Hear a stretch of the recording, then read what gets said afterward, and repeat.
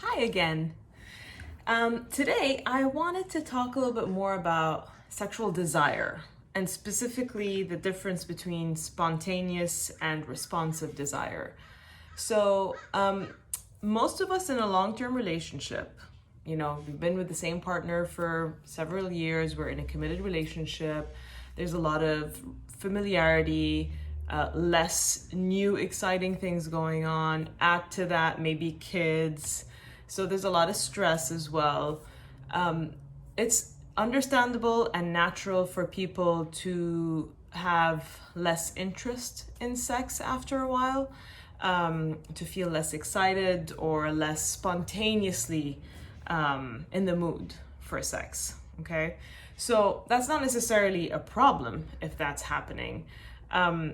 But I wanted to explain a little bit more what spontaneous versus responsive sexual desire was so that you can understand yourself better, and then based on that, create more opportunities for you and your partner to engage in intimate moments and experiences, and not necessarily sexual as in penetrative sex, but intimate in the sense of feeling closer, more sensuality, more playfulness, and if it does lead to sex, great. If it doesn't, great.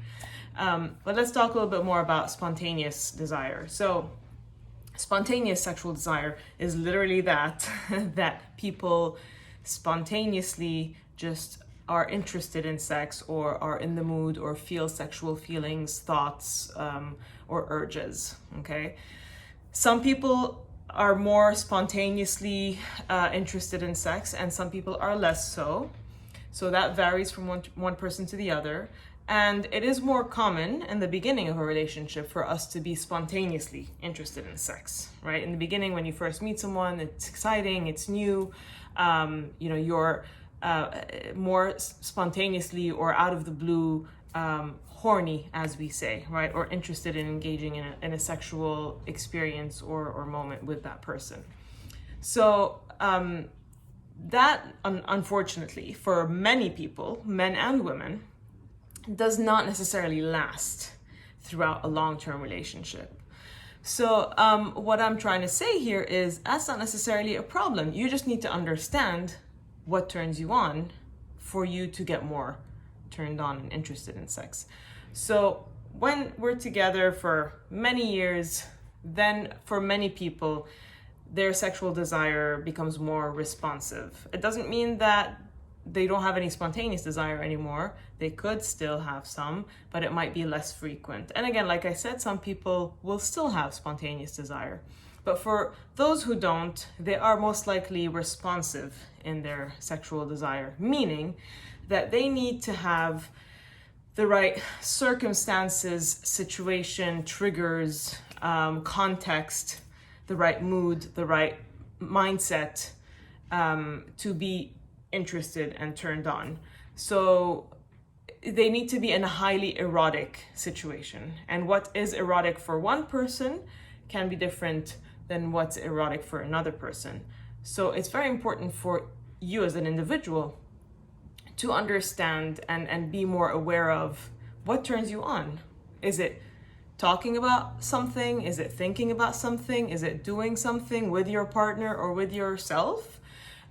Is it the way you feel about yourself? Is it having less stress? Is it having a fun activity? Is it being in nature? Is it having running a bubble bath? Is it just cuddling with your partner?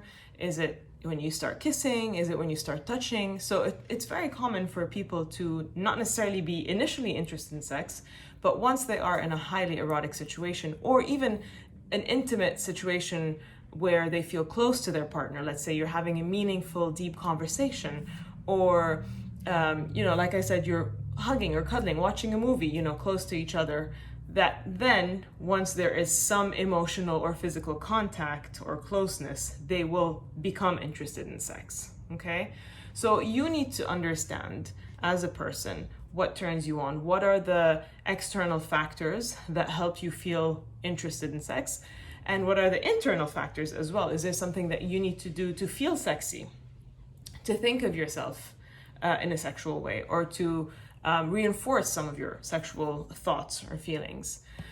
And then obviously you and your partner can communicate about that, and you can help each other create these circumstances more often. You also need to understand and be more aware of what turns you and your partner off. There are things that turn us off. It could be stress. It could be certain locations. You know, you're not comfortable being intimate in one room in the house, and maybe you're more comfortable in another room. It could be certain sexual activities. It could be having a certain discussion, like talking about finances doesn't turn you on, for example. So don't talk about finances before you want to have a romantic evening together. Whatever it is, you need to just be aware of it. It could be that you've just had a fight, and then that obviously might not turn you on, and you might need a day or so to recover from that.